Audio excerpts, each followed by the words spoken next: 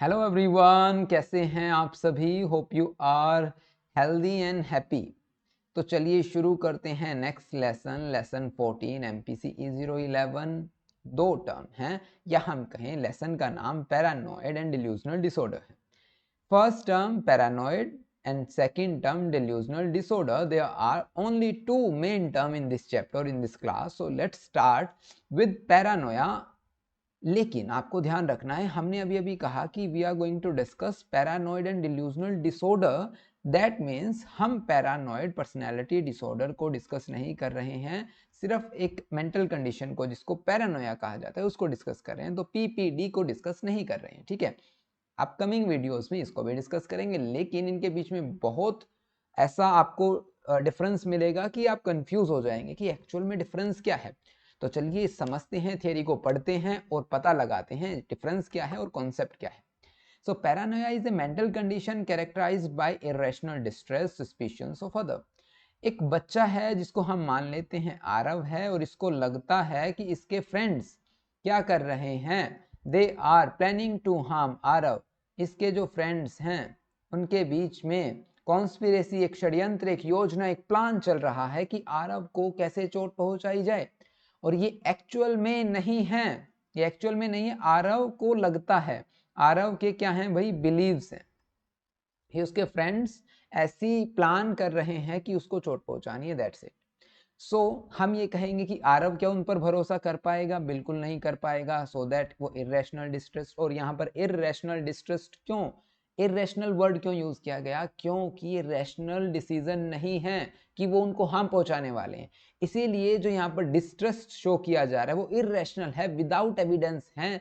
आप चाहें तो उनके सामने एविडेंस लेकर आ सकते हैं कि भाई आपके दोस्त बिल्कुल अच्छे हैं, वो ऐसा कुछ नहीं कर रहे, लेकिन स्टिल आरव नहीं मानेगा कि ऐसा है। समझ रहे हैं।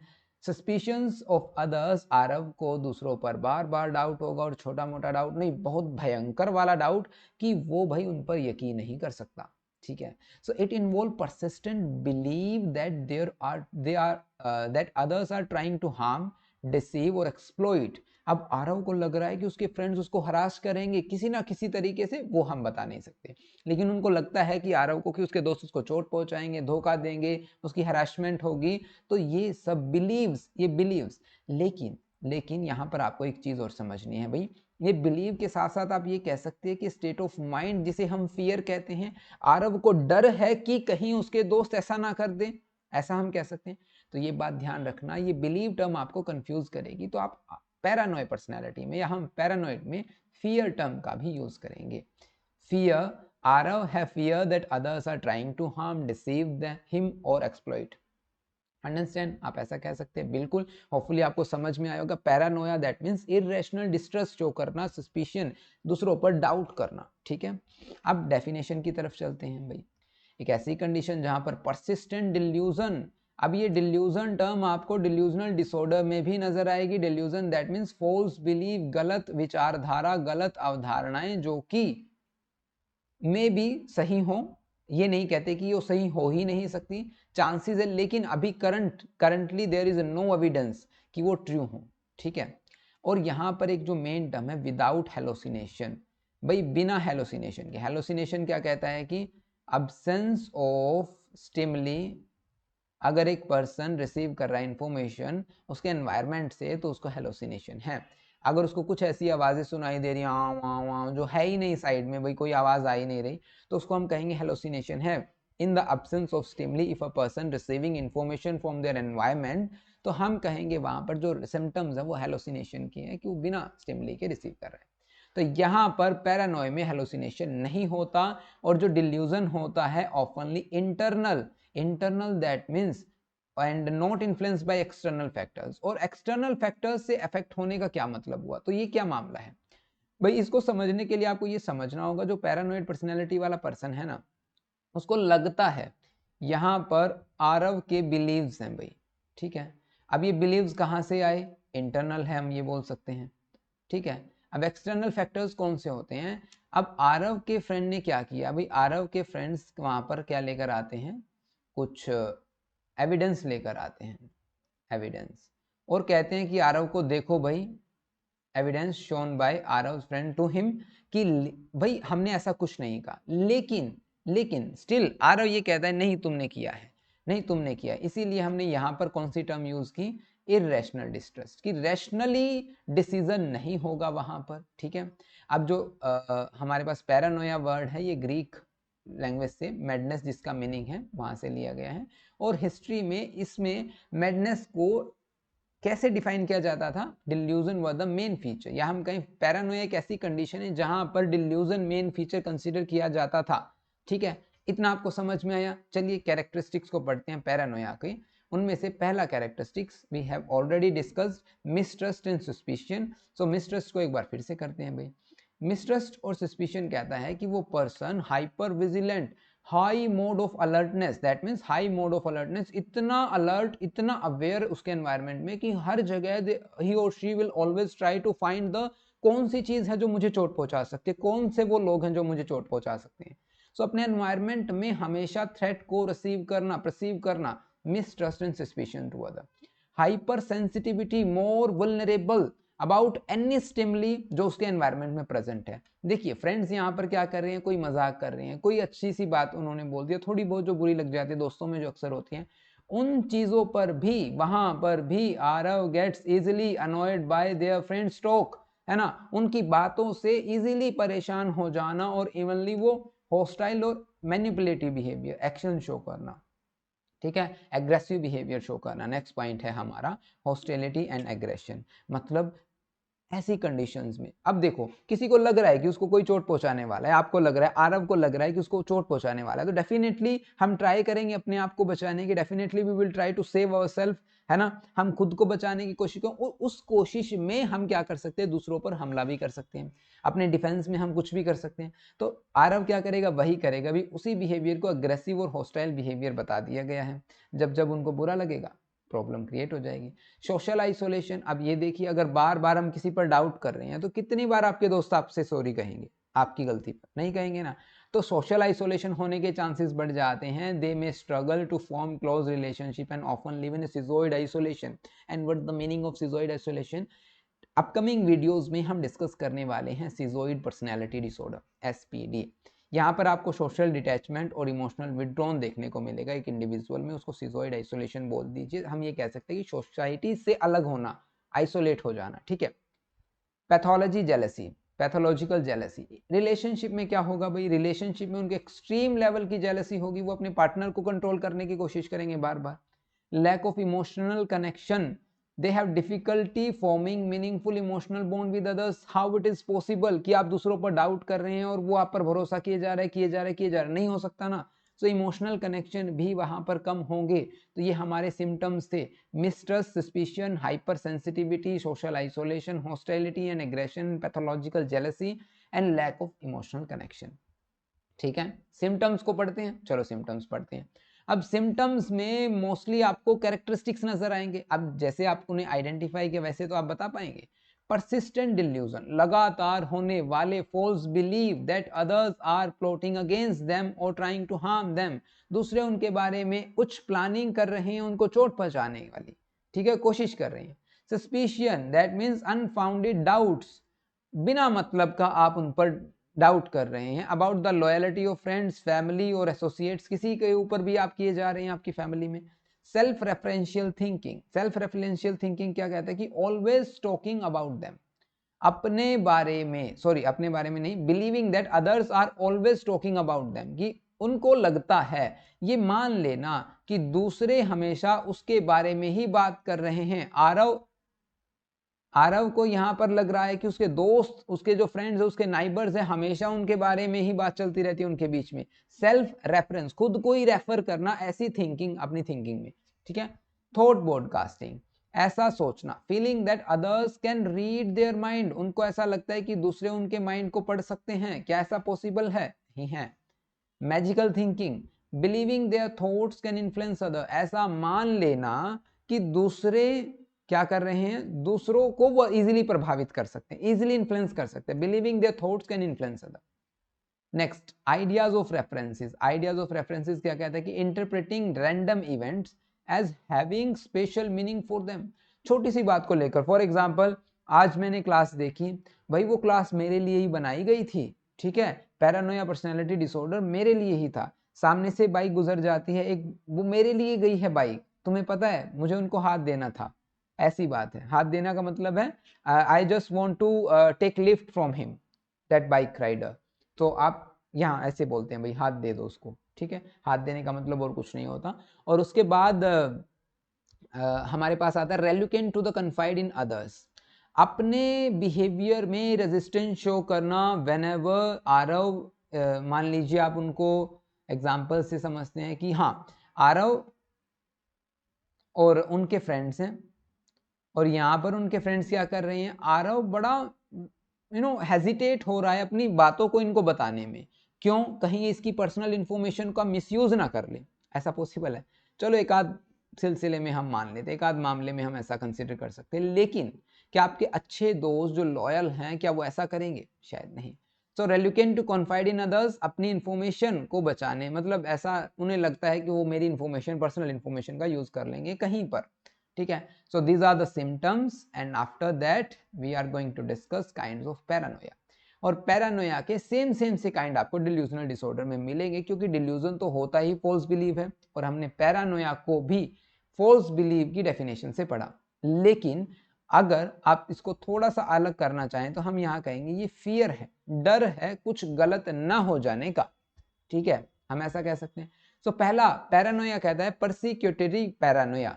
द मोस्ट कॉमन पैरानोया यही है, persecutory paranoia. Individual believe that they are persecuted, harmed, conspired against by other, कि दूसरे उसका फायदा उठा रहे हैं, उसको चोट पहुंचाने की कोशिश कर रहे हैं, उसको हरास किया जा रहा है, उसका शोषण किया जा रहा है दूसरों के द्वारा।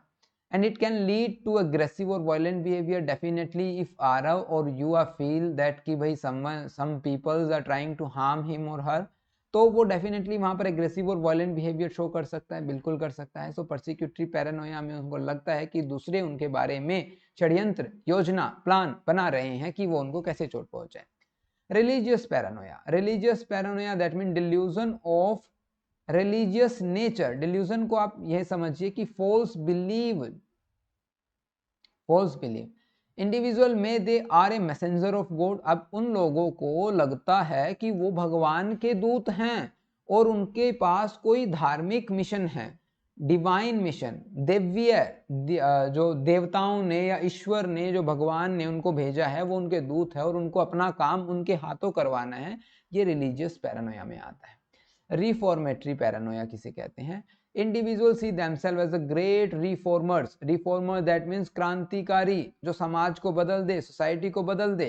सो they believe that they are destined to correct और सेव अदर्स। उनको लगता है कि वो दूसरों को बचाने के लिए आए हैं, यहाँ पर धरती पर चीजों को सही करने के लिए आए हैं, ये उनका मानना है। तो ये मानना कितना सही है, ये फॉल्स बिलीव की कैटेगरी में आता है, ठीक है।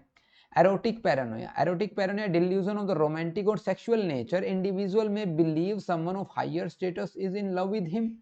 अब यहाँ पर आरव को या उस पर्सन को जिनको एरोटिक पैरानोया है, उनको लगता है कि एक हाई पर्सनैलिटी, एक सेलिब्रिटी उसको प्यार करती है, उसके प्यार में पागल हो गए हैं, ठीक है। मान लीजिए आरव की जगह अब हम रुचि ले लेते हैं, यहाँ पर एक हमारे स्टूडेंट हैं, ठीक है। तो रुचि है, तो रुचि कहते हैं कि भाई सलमान खान, सलमान खान उनको प्यार करते हैं, ठीक है, ऐसा मान लेना। अब ये फॉल्स बिलीव नहीं है तो क्या है बताइए, बिल्कुल है फॉल्स बिलीव, ठीक है। तो ये है एरोटिक पैरानोया में, जिसमें रोमांटिक और sexual related, sexual nature related है, जो हमें जो फॉल्स बिलीव्स होने के चांसेस रहते हैं।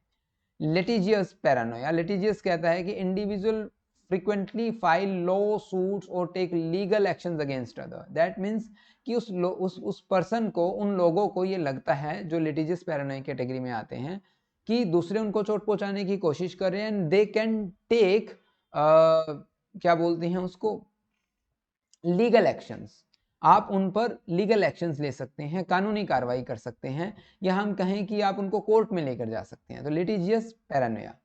हाइपोकॉन्ड्रियल पैरानोया, हाइपरकॉन्ड्रियल पैरानोया कहता है कि they are suffering from the serious illness. ऐसा उस पर्सन को होगा कि मुझे तो बहुत भयानक, भयंकर कैंसर जैसी या HIV एड्स जैसी बिल्कुल ऐसी खतरनाक बीमारी है ना। दे में blame other for their imagine and health problem के लिए वो दूसरों को ब्लेम कर रहे हैं, तो ये हाइपोकॉन्ड्रियकल पैरानोया है। ठीक है, तो ये हमने टाइप्स पढ़े। अब हम कॉजेज को रीड कर लेते हैं। कॉजेज क्या क्या है भाई? कॉजेज में साइकोलॉजिकल, बायोलॉजिकल, एनवायरमेंटल और सोशल फैक्टर्स, ये लगभग आपको सेम मिलेंगे, तो इनको हम सुपरफिशियल तरीके से करने की कोशिश करते हैं, होगा नहीं। ठीक है, होमोसेक्सुअल फिक्सेशन से शुरू करते हैं भाई। Homosexual fixation concept given by Freud, और फ्रॉइड का मानना था कि पैरानोया होने के चांसेस बढ़ जाते हैं फ्रॉम रिप्रेस्ड होमोसेक्सुअल टेंडेंसीज। अगर एक पर्सन को अनकॉन्शियस लेवल पर दूसरा सेम जेंडर का पर्सन, मान लीजिए आरव है और आरव को अभिनव से लगाव हो जाता है, इमोशनली कनेक्टेड, या हम कहें कि सेक्सुअली कनेक्टेड, या हम कहें वो होना चाहता है, इंटरेक्ट होना चाहता है, लेकिन ये डिजायर है जो सोसाइटी में अप्रूवल नहीं मिलता, इसलिए उन डिजायर्स को दबा दिया जाता है। So repressed homosexual tendencies theory suggests that individual unconsciously suppress their feelings leading to paranoid thought, जिसकी वजह से पैरानोइड होने के चांसेस रहते हैं। लेकिन कमाल की बात ये एक्सप्लेनेशन मतलब सभी केसेस में अप्लाई नहीं होता। ऐसा नहीं है कि हर पैरानोया को फील करने वाला पर्सन होमोसेक्सुअल टेंडेंसी से सफर कर रहा हो या इससे जो गुजर रहा हो। फीलिंग ऑफ इन्फीरियोरिटी, अब सुपीरियर और इन्फीरियर ये टर्म्स आप लोगों ने बहुत सुनी होगी। अब जो इन्फीरियर फील करता है वो तो उनमें थोड़ा लो सेल्फ कॉन्फिडेंस कम होता है, सेल्फ स्टीम कम होता है, गिल्ट होगा, फेलियर का डर होगा। तो अगर किसी पर्सन को इन्फीरियर फील हो रहा है तो चांसेस बढ़ जाते हैं कि उनको पैरानोया होने के। समझ में आ रहा है? ठीक है। इमोशनल कॉम्प्लेक्स, इमोशनल कॉम्प्लेक्स क्या कहता है कि इमोशनल कॉन्फ्लिक्ट या अनरिजोल्व साइकोलॉजिकल इश्यूज, ऐसे साइकोलॉजिकल इशू जो कि रिजोल्व नहीं हुए हैं, ठीक है, उनसे पैरानोया होने के चांसेस बढ़ जाते हैं। और ये कॉन्फ्लिक्ट कहाँ से अराइज होंगे? जो इमोशनल कॉन्फ्लिक्ट्स होंगे ये कहाँ से अराइज होंगे? आपके लाइफ में कोई ट्रॉमा हो सकता है, स्ट्रेसफुल कंडीशन आ सकती है, अनरिजोल्व फीलिंग की वजह से आप इमोशनली डिस्टर्ब हो सकते हैं। फॉर एग्जाम्पल होमोसेक्सुअल टेंडेंसी वाला भी हमने एग्जाम्पल लिया, तो ये बात मानकर कि एक लड़का एक लड़की की तरफ कैसे सेक्सुअली अट्रैक्ट हो सकता है, ये चीजें इमोशनली कॉन्फ्लिक्ट क्रिएट कर सकते हैं। तो unresolved feelings creating a distorted view of reality, sometimes people think irrationally and that irrational pattern leads to paranoia, हम ये कह सकते हैं। ठीक है, सो नेक्स्ट आता है पर्सनैलिटी टाइप। अब कुछ लोगों के ट्रेट ही कुछ ऐसे होते हैं, दूसरों पर डाउट करना, जेलस फील करना, शाइनेस, थोड़ा शर्माना, सेल्फिशनेस, ये चीजें इन सर्टन पर्सनैलिटी ट्रेट, जो हमने अभी ट्रेट्स की बात की, इन जिन लोगों में इस तरह के कैरेक्टरिस्टिक्स होते हैं चांसेस बढ़ जाते हैं कि उनको पैरानोया हो सकता है। ठीक है, लेकिन हमेशा ध्यान रखना भाई, किसी भी डिसऑर्डर या मेंटल हेल्थ कंडीशन में कोई एक स्पेसिफिक रीजन नहीं होता दैट कुड एक्सप्लेन एवरी कि हम कहें कि बस यही this is the main reason जिसकी वजह से किसी को पैरानोया, किसी को पीटीएसडी, किसी को एडीएचडी ये हुआ है, ऐसा कुछ नहीं है। कॉम्बिनेशन से बात बनेगी। ठीक है, हेरिडिटी की बात करते हैं। Heredity, genetic factors, obviously genetic factor important role play करेंगे अलोंग विद एनवायरनमेंट, जैसा एनवायरनमेंट होगा वैसा ही इफेक्ट होगा। बायोलॉजिकल फैक्टर्स में इम्बैलेंस इन ब्रेन केमिकल्स, अगर किसी पर्सन के न्यूरोट्रांसमीटर्स में या ब्रेन के किसी फंक्शन में डिसफंक्शन नजर आता है तो चांसेस बढ़ जाएंगे उसको पैरानोया होने के। तो हम कहेंगे अब abnormalities in certain brain region can contribute paranoia, definitely ऐसा होगा, बिल्कुल होगा, क्योंकि यहाँ पर सेल्स, जो नर्व सेल्स हैं वो कम्युनिकेट नहीं कर पाती एक दूसरे से, and leading to distorted thinking and perception. Understand? Environment and psychological factor, अब एनवायरमेंट और साइकोलॉजिकल फैक्टर्स में हमारी सोसाइटी में, नाइबर्स में, फैमिली में जो भी हमारे सर्कमस्टांसेस हो उनमें जो वो सभी इवेंट जो चांसेस बढ़ जाते हैं जिनकी वजह से पैरानोया होने के, ट्रॉमा, अब्यूज, सोशल आइसोलेशन, इनको सबको एक कैटेगरी में, एनवायरमेंटल कैटेगरी में डाल दिया जाता है। ठीक है, उसके बाद हम चलते हैं डिसफंक्शनल कॉग्निटिव प्रोसेसिंग पर। डिसफंक्शनल कॉग्निटिव प्रोसेसिंग कहती है कि डिस्टॉर्टेड थिंकिंग पैटर्न, एक पर्सन का irrational thought pattern, irrational thought pattern के साथ साथ हम ये कह सकते हैं कि सोचने का जो तरीका है वो सही नहीं है, रैशनली, लॉजिकली एविडेंस नहीं निकाल पा रहा है, डायरेक्टली अगर वो कंक्लूजन पर जंप कर रहा है, इंफॉर्मेशन को मिस इंटरप्रेट कर रहा है, तो डेफिनेटली उसको है जो क्या होने के चांसेस है, पैरानोया होने के चांसेस है। मेडिकल कॉज में क्या आएगा भाई, अल्जाइमर डिसीज, कुछ स्पेसिफिक डिसीज बताई गई है, न्यूरोलॉजिकल कंडीशन या केमिकल में जो डिसफंक्शन या डेफिशिएंसी की वजह से, इन सभी की वजह से भी पैरानोया होने के चांसेस बढ़ जाते हैं। एसोसिएटेड मेंटल इलनेस, कुछ मेंटल इलनेस जैसे कि सिजोफ्रेनिया, साइकोसिस, बायोपोलर डिसऑर्डर। अब ऑब्वियस है किसी को अगर सिजोफ्रेनिया है तो डेफिनेटली उसको फॉल्स बिलीव तो होंगे ही होंगे, क्योंकि सिजोफ्रेनिया में हेलोसिनेशन और डिल्यूजन दोनों देखने को मिलेंगे। अब डिल्यूजन से आप यूं समझ सकते हैं कि डिल्यूजन है, फॉल्स बिलीव है, तो चांसेस बढ़ जाते हैं कि पैरानोया हो सकता है किसी पर्सन को। समझ रहे हैं? तो ये हमने किए भाई कॉजेज ऑफ पैरानोया, पॉइंट रहता है I think. Substance abuse, substance का अब्यूज करना, फॉर एग्जांपल यहाँ पर कोकेन, एम्फेटामिन, मैरिजुआना, जिसको कि पैरानोया को ट्रिगर कर सकता है। ठीक है, यहाँ पर होता है हमारा एक टॉपिक कंप्लीट जिसको हमने कहा कि पैरानोया। अब हम बात करते हैं डिल्यूजन डिसऑर्डर की। डिल्यूजन डिसऑर्डर को समझते हैं। चलिए, अब यहाँ पर ये पिक्चर देखिए, ये पर्सन इस लेडी को ऑब्जर्व कर रहा है और ये लेडी अपने कंप्यूटर पर काम करने की बजाय अजीब अजीब से ख्याल ले, देखो इसके मन में है।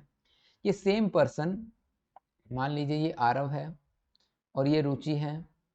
ठीक है, यहाँ पर रुचि देख रही है कि कैसे आरव को कठपुतली की तरह नचाया जा रहा है ना, कैसे ये एक पपेट की तरह नाच रहा है, आई थिंक पपेट ही बोलते हैं कठपुतली को। ठीक है, तो एक कैसे डांस कर रहा है और ये इसको नचा रही है ऐसा, और कितना खुश है, इनका चेहरा कितना खुश है ये, लेकिन ये शौक है, अरे ये क्या चल रहा है ना, ये काम नहीं कर रही, ऊपर देख रही है। तो डेल्यूजनल डिसऑर्डर हम ये कहेंगे। अब हम बात कर रहे हैं भाई डिसऑर्डर के बारे में, ये बात आप ध्यान रखना भाई, हम बात कर रहे हैं डिसऑर्डर के बारे में। तो एक सीरियस मेंटल इलनेस है जो कि नॉन बेजारी डिल्यूजन से आइडेंटिफाई कैरेक्टराइज किया जाता है। अब यहाँ पर डिल्यूजन समझ में आता है, डिल्यूजन क्या है, फॉल्स बिलीव है। अब ये नॉन बेजारी कौन से होते हैं? नॉन बेजारी दैट मीन्स जो कि जिनके चांसेस हैं कि वो रियलिस्टिक हो सकते हैं, चांसेस हैं यहाँ पर। बिजारी सॉल्यूशंस, बिजारी डिल्यूजन या थॉट्स, वो थॉट्स होते हैं जो कि बहुत ही अटपटे, इतने अजीब, बस आप ये सोचेंगे यार ये ऐसा थोड़ी होगा, ऐसा तो हो ही नहीं सकता। फॉर एग्जांपल, किसी को हार्ट में प्रॉब्लम है और उसको दिमाग में आ रहा है कि कहीं मैं हार्ट की बजाय ना एलियन का हार्ट लगवा लेता हूँ बॉडी में, डॉक्टर से बोलकर, क्या ऐसा पॉसिबल है? तो वो बिजारी डिल्यूजन हो गया, फॉल्स बिलीव है, ऐसा नहीं हो सकता। लेकिन नॉन बिजारी सोल्यूशन में, डिल्यूजन में वो क्या कर सकता है, कहीं यार डॉक्टर चेंज करते करते मैं मर ना जाऊं, या ब्लड जो कहीं ब्लड क्लॉट हो जाए या ब्लड की कमी ना हो जाए, इस तरह के बेवकूफ़ों वाले।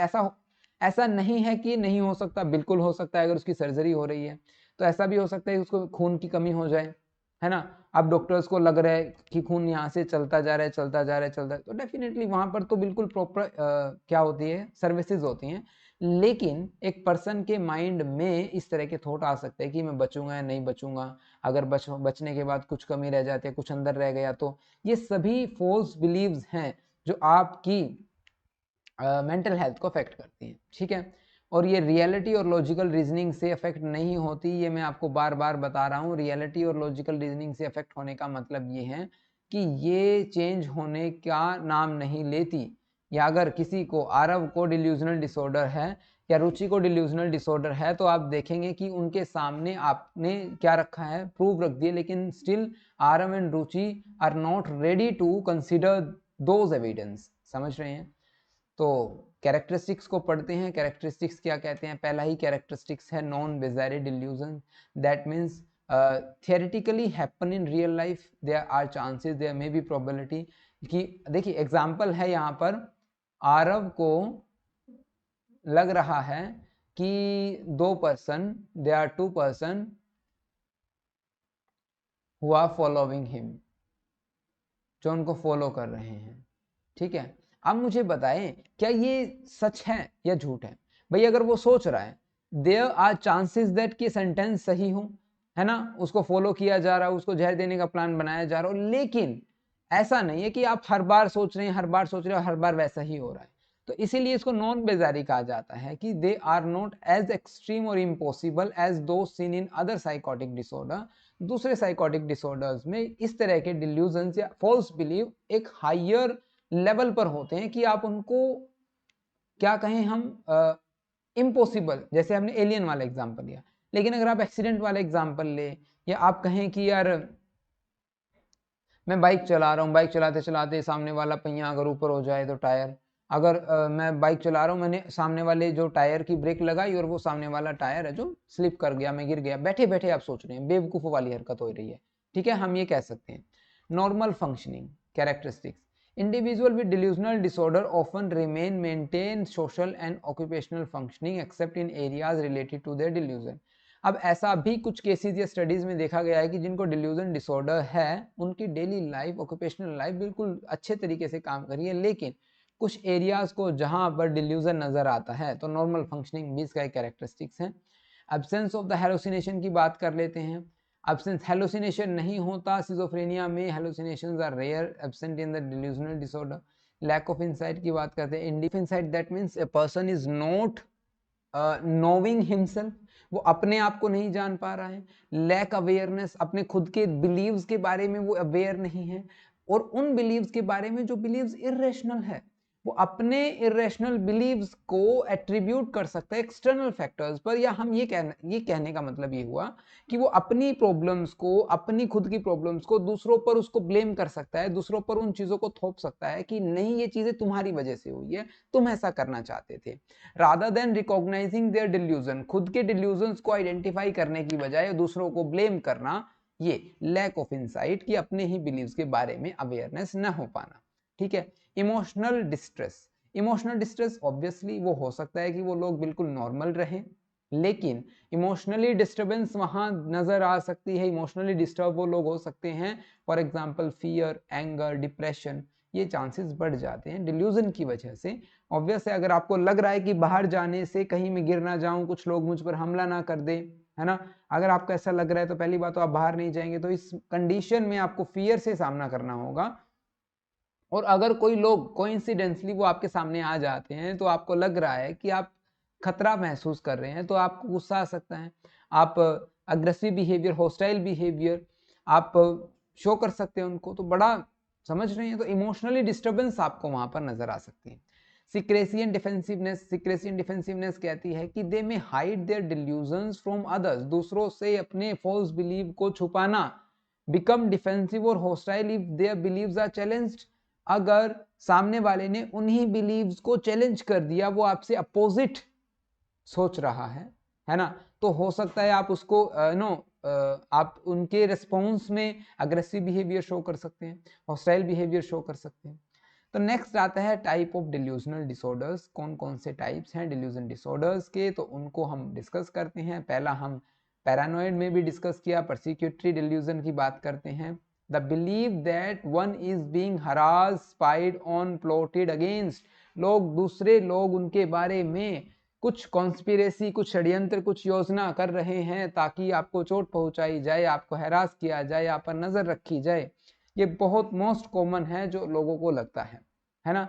एग्जाम्पल है यहाँ पर, a person believe that their co-workers are secretly conspiring to get them fired even though there is no real evidence. In the absence of evidence, a person is still thinking about that, कि एक कोई जो उनके जो क्या बोल रहे हैं, co-workers, कलीग्स हैं, जो उनको भगाने की फिराक में है, सोच रहे हैं, तो ये परसिक्यूटरी डिल्यूजन में आएगा।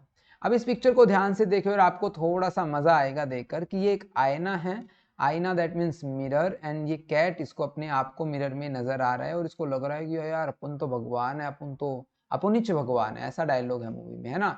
तो अभी इसको लग रहा है कि शेर है। क्या ये सच है? क्या ये झूठा विश्वास नहीं, अपने आप को शेर समझ लेना नहीं, ये तो ओवर कॉन्फिडेंस से भी ओवर हो गया। तो हम ये कह सकते हैं the believe that one has exceptional abilities, ऐसा मान लेना कि मेरे पास सुपरनेचुरल पावर है, देवी शक्ति है, मैं दुनिया बदल सकता हूँ, बिल्डिंग गिर रही है मैं कृष की तरह उसको रोक सकता हूँ, या सुपरमैन की तरह कुछ कर सकता हूँ। सो वेल्थ इंपॉर्टेंस के रिगार्डिंग अगर किसी को ऐसे बिलीव है, तो वो कौन सा होगा? Grandiose delusion. ठीक है, आप ये कह सकते हैं कि ग्रैंड से आप समझ जाएं कि आपके अंदर बहुत अजीब सी सुपरनेचुरल पावर्स हैं। ये इसके एग्जांपल्स हैं, आप पढ़ लीजिएगा। जेलस डिल्यूजन, अब आप इस पिक्चर को देखेंगे तो आप देखेंगे कि ये लड़की इन दोनों को देखकर है जो जेलस फील कर रही है। Believe that believe that a spouse और a partner is unfaithful without any evidence, यहां पर हम ये कह सकते हैं कि फॉर एग्जाम्पल आरव है, रुचि है और यहां पर अभिनव है, ठीक है। अब आरव, रुचि और अभिनव क्या है भाई, हस्बैंड वाइफ है, ठीक है। लेकिन आरव इनकी कंपनी में काम करता है रुचि के में, और ओकेजनली जैसे जैसे अभिनव ने एक आध बार देखा होगा, 2 बार 3 बार देखा होगा, लेकिन जब जब अभिनव ने देखा तो आरव सिर्फ रुचि से बात कर रहा है दूसरे कलीग्स को छोड़कर। और इस सर्कमस्टांसेस एंड एनवायरनमेंट में उसको क्या हो रहा है, जेलसी हो रही है। उसको लग रहा है कि इसका पार्टनर उसको धोखा दे रहा है, रुचि उसको धोखा दे रही है, लेकिन इसका कोई एविडेंस नहीं है, स्ट्रॉन्ग एविडेंस नहीं है, ठीक है। इस एनवायरनमेंट में क्या हो सकता है, इस कंडीशंस में क्या हो सकता है, कॉन्फ्रंटेशन, आमना सामना, एग्रेसिव बिहेवियर शो हो सकता है भाई। वो हो सकता है उनके बीच में झगड़ा हो जाए, हम ये कह सकते हैं दोनों हस्बैंड वाइफ के बीच में। सो चलिए एग्जाम्पल मैंने बता दिया, यही एग्जाम्पल लिखा हुआ है, आप पढ़ लीजिएगा। एरोटोमेनिक डिल्यूजन, एरोटोमेनिक डिल्यूजन दैट मीन्स एक ऐसा बिलीव जिसमें कोई ऐसा एक पर्सन, यहां पर हम ये कहेंगे आरव को लग रहा है कि एक फेमस एक्ट्रेस या एक्टर उसके प्यार में पागल है ना, higher social status is in love with them, so this can lead to stalking और inappropriate attempt to contact the person. तो ऐसा हो सकता है कि ऐसा बिलीव होने पर जब हमें लगता है कि कोई हमसे मोहब्बत करता है, प्यार करता है, इश्क करता है, तो हम कोशिश करते हैं उससे कॉन्टेक्ट करने की। तो ऐसा यहाँ पर भी देखा जा सकता है। ए person believe that a famous celebrity is in love with them even though they have never meet, हालांकि इन रियलिटी वो कभी नहीं मिले हैं, लेकिन उस पर्सन को, आरव को ये लग रहा है कि एक्ट्रेस मुझसे प्यार करती है या एक्टर करता है, ठीक है।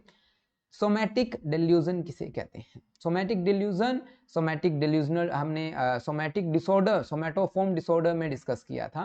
यहाँ पर एक पर्सन को ऐसा लगेगा, ऐसा मान लेना कि उसको कोई मेडिकल कंडीशन है और फिजिकल डिफेक्ट उसकी बॉडी में है that are not exist in reality, जो कि रियलिटी में एग्जिस्ट नहीं करता, समझ रहे हैं।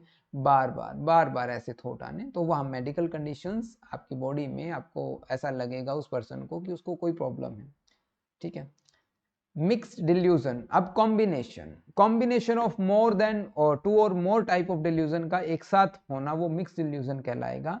जैसे कि यहाँ पर ग्रैंडियोस, एक person believe that rightful ruler of a country, the police are following them and their partner is in love with someone else. अब ये तीनों एक साथ हो जाते हैं। फॉर एग्जाम्पल अपुनिच भगवान है और इस भगवान वाले व्यक्ति को ऐसा भी लगता है कि उसके पार्टनर उसको धोखा दे रही है ना, तो दे रहा है, दे रही है, जो भी है भाई, ये मिक्स डिल्यूजन एक साथ होने के चांसेस हो सकते हैं। नेक्स्ट टॉपिक है हमारा डिल्यूजन ऑफ ग्रैंडियोर। अब ग्रैंडियोर कहता है कि grandeur involve exaggerate sense of self importance, अपने आप को ही ज्यादा महत्वता देना, इंपॉर्टेंस देना, ये आता है।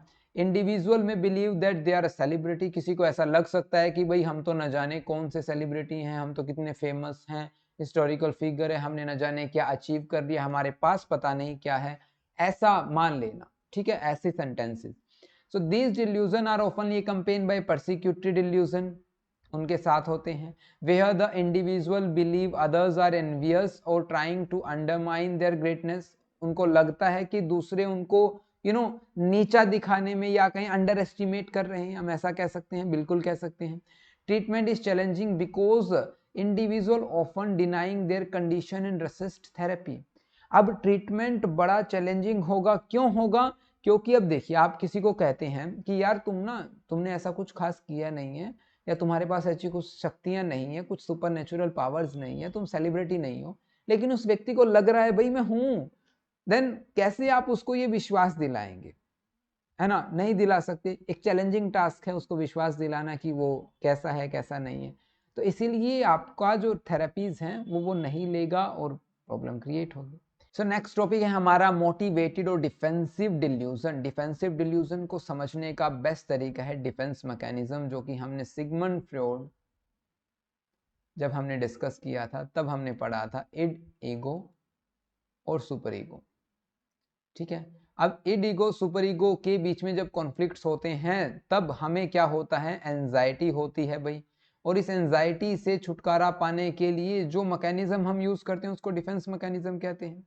एग्जाम्पल लेते हैं भाई, आरव क्या करेगा, एग्जाम्पल से समझते हैं। आरव करेगा भाई आरव बहुत सी ड्रिंक करता है भाई, ड्रिंक, ठीक है, ड्रिंकिंग बिहेवियर है, अल्कोहल कंज्यूम करना, ठीक है, अल्कोहल कंज्यूम करना। लेकिन जब आरव के फ्रेंड्स ने, फैमिली ने उनको बताया बेटा ऐसे करना गलत बात है, तो उन्होंने कहा हाँ ऐसा गलत कैसे हो सकता है, जब डॉक्टर्स ही रिकमेंड कर रहे हैं कि आप 75 ml हर रोज लेकर सोएं, तो क्या हुआ अगर मैंने थोड़ा सा ज्यादा ले लिया तो क्या होगा। सो डिफेंसिव मैकेनिज्म, दैट मीन्स कि आरव को ये पता है कि ये गलत है, लेकिन अगर वो इसको गलत कहता है तो उसको एंजाइटी होगी, और इस एंजाइटी से बचने के लिए वो डिनाई करेगा इनके पॉइंट ऑफ व्यू को, और एक नया पॉइंट ऑफ व्यू अपना रखने की कोशिश करेगा कि डॉक्टर ने ही तो बताया है शराब पीनी चाहिए एक पैग इस उम्र में, है ना। लेकिन वो उम्र, क्राइटेरिया, क्या सर्कमस्टांसेस, किन कंडीशंस में ऐसा होना चाहिए, वो डिस्कस नहीं करते, डायरेक्टली कहेंगे डॉक्टर ने बताया। सो यहाँ पर हम कहेंगे ये डिल्यूजन है जो अराइज कब होता है, as a defence mechanism to protect self esteem और कोप विद स्ट्रेस। जब उनको स्ट्रेस होता है उनसे बचने के लिए जो फॉल्स बिलीव यहाँ पर क्रिएट किए जाते हैं, ये फॉल्स बिलीव है, नहीं है तो क्या है। इंडिविजुअल में blame others for their failures, अपने फेलियर्स के लिए दूसरों को ब्लेम कर सकते हैं, डिफिकल्टीज के लिए दूसरों को ब्लेम कर सकते हैं, और डिस्टोर्टेड वर्ल्ड व्यू क्रिएट कर सकते हैं खुद को बचाव के लिए, खुद को प्रोटेक्ट करने के लिए, उस एंजाइटी से बचने के लिए। सो मोटिवेटेड और डिफेंसिव डिल्यूजन, होपफुली आपको समझ में आ गया क्या आप उनको मोटिवेट कर रहे हैं, है ना। डिल्यूजन्स एंड अदर डिसऑर्डर, कुछ डिसऑर्डर्स है जो डिल्यूजन के साथ साथ कनेक्ट होते हैं, उनमें से पहला और प्रायोरिटी में रहेगा सिजोफ्रेनिया। सिजोफ्रेनिया जानते हैं, डिल्यूजन सिजोफ्रेनिया में बिज़ारी accompanied by hallucination, disorganized thinking, we have already discussed in previous videos bipolar disorder। अब bipolar disorder में हाई कभी लो, मीन्स कभी मैनिया और कभी डिप्रेशन दोनों हो सकते हैं, और जब मैनिया कंडीशन होता है ना, देयर आर मोर चांसेस कि वो बंदा ग्रैंडियोस डिल्यूजन से सफर कर रहा होता है कि यार अपनी जो भगवान है, क्या करना है, सब कुछ है मेरे पास, क्या मुझे किसी की जरूरत नहीं है।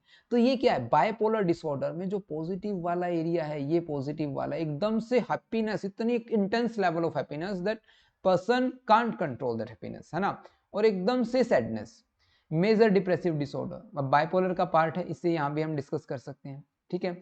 नेगेटिव थॉट जब हद से ज्यादा बढ़ जाएं, वो फॉल्स बिलीव ही तो होते हैं जो नेगेटिव बिहेवियर शो हो जाता है, जो नेगेटिव इमोशंस एकदम से आ जाते हैं, और एकदम से इतनी हैप्पीनेस वो पॉजिटिव, या हम कहीं ज्यादा हैप्पीनेस वाले फॉल्स बिलीव होते हैं कि आज मैंने ये किया, आज मैंने वो किया, अब इतना आज मैं ऊपर आसमान नीचे वाली फीलिंग, समझ रहे हैं। पैरानोइड पर्सनैलिटी डिसऑर्डर, अब पैरानोइड है, हम पहले ही कह चुके हैं, जहां पर आपको दूसरों पर भरोसा, दूसरों पर डाउट हो, ठीक है, और भरोसा ना हो, ठीक है, तो वो कहेंगे paranoid personality disorder. And this topic हम अपकमिंग वीडियोस में डिस्कस जरूर करेंगे। ट्रीटमेंट की बात करते हैं, पैरानोया एंड डिल्यूजनल डिसऑर्डर्स में जो ट्रीटमेंट दिया जाता है वो मेडिकल, साइकोलॉजिकल और सोशल इंटरवेंशन सभी इंक्लूड होते हैं, तीनों के कॉम्बिनेशन से किसी पर्सन को ट्रीट किया जाता है। सो ट्रीटमेंट एंड क्योर की बात करते हैं, अर्ली इंटरवेंशंस, भाई treatment should begin as soon as paranoia और डिल्यूजनल डिसऑर्डर इज डायग्नोज, जैसे ही हमें पता चले तो हमें जल्द से जल्द उनको रोकने के लिए और उन कंडीशंस को ज्यादा खराब होने से बचाना होगा। Early intervention can prevent the condition from worsening, ठीक है। Challenges in cure, paranoia, delusion और ऑफन क्रॉनिक कंडीशंस, ये लॉन्ग टर्म में चलती हैं, and complete cure is rare, बहुत मुश्किल है, बहुत रेयर चांसेस होते हैं कि आप पूरी तरह से चेंज करते, ठीक है। लेकिन सिम्टम्स को मैनेज किया जा सकता है राइट ट्रीटमेंट, इफेक्टिव ट्रीटमेंट के साथ, ठीक है। इंसुलिन थेरेपी, इंसुलिन थेरेपी क्या करेगी भाई, बॉडी में इंजेक्ट कर देंगे high amount of insulin that will no leads to low level of sugar in that person's body. So insulin injections have been used as a treatment, though this is not a universally effective, ऐसा नहीं है कि ये सबकी जगह सब जगह acceptable है, लेकिन ऐसा कंसिडर किया जाता है। Psycho analytical method, psycho analysis method क्या होगा कि एक पर्सन के अनकॉन्शियस माइंड से उन चीजों को अनकवर किया जाए जो कि सिजोफ्रेनिया, पैरानोया, डिल्यूजन का रीजन बन रही है, ठीक है। उन अनकॉन्शियस कॉन्फ्लिक्ट्स को रिजोल्व किया जाए, साइको एनालिसिस कहती है। यहाँ पर चैलेंज क्या आएगा, paranoid individual are often suspicious and may resist to therapy. अब साइको एनालिसिस में क्या होता है भाई, ऐसा एनवायरनमेंट बिल्ड किया जाता है जिससे कि वो अपने अनकॉन्शियस थॉट प्रोसेस में से चीजों को बाहर निकालना शुरू करें। हमें एक विंडो बनानी होगी, उनके माइंड में घुसना होगा और उस माइंड से वो चीज़ें निकालनी होगी जो कि कॉन्फ्लिक्ट क्रिएट करते हैं, एंजाइटी क्रिएट करते हैं, जिससे वो सफ़र कर रहे होते हैं। अब ऐसा करने पर अगर किसी को पैरानोया है, that means that person will not show trust easily on therapist also. तो थेरेपिस्ट को भी वो ट्रस्ट नहीं शो करेगा, इजिली उसको डाउट करेगा कि यार ये कहीं मुझे चोट ना पहुंचा दे, कहीं मेरी सीक्रेटिव इंफॉर्मेशन का यूज कहीं और ना कर ले मेरा फायदा उठाने के लिए।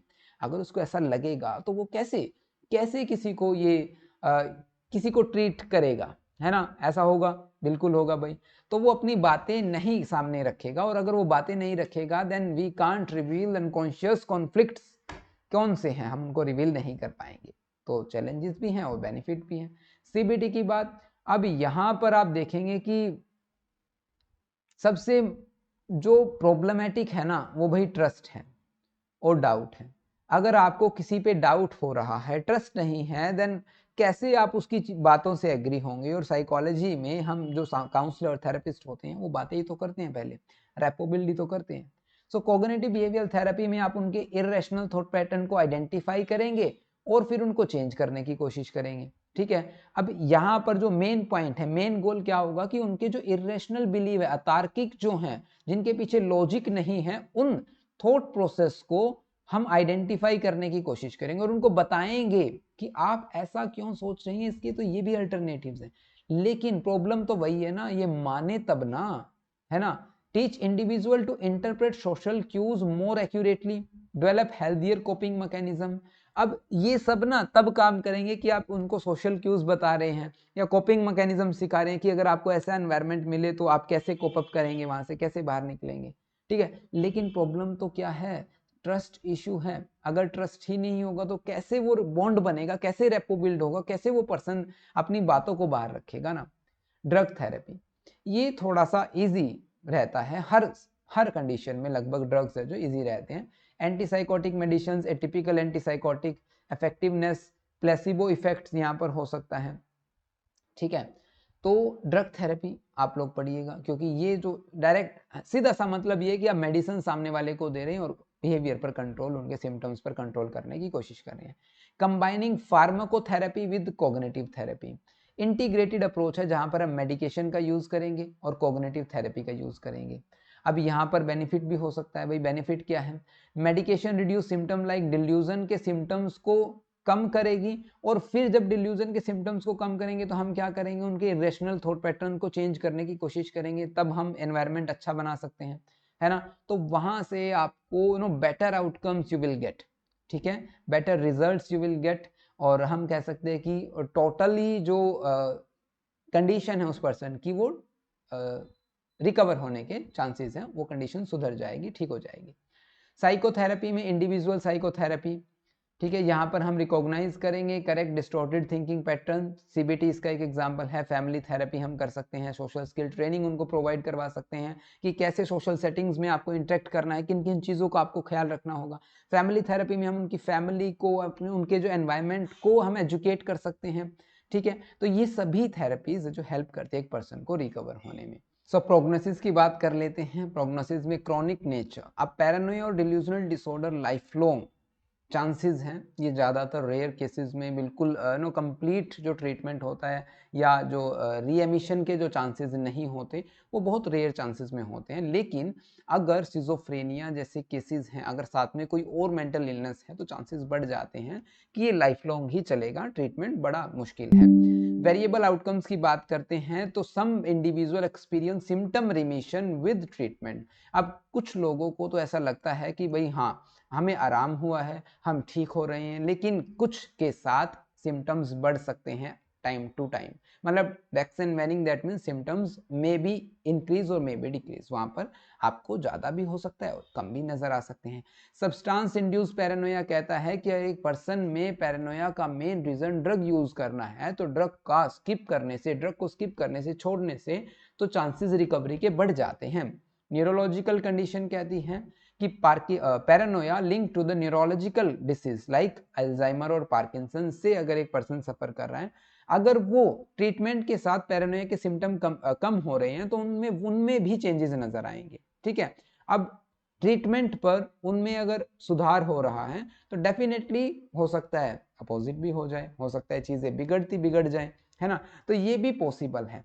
तो ये हमने प्रोग्नोसिस किया और कंप्लीट। होपफुली आपको कंटेंट अच्छा लगा होगा। अगर अच्छा लगा है तो आप वीडियो को लाइक कर सकते हैं और नोट्स के लिए आपको पता है यू हैव टू पे ₹9 पर नोट्स और पर लेसन हम ये कह सकते हैं।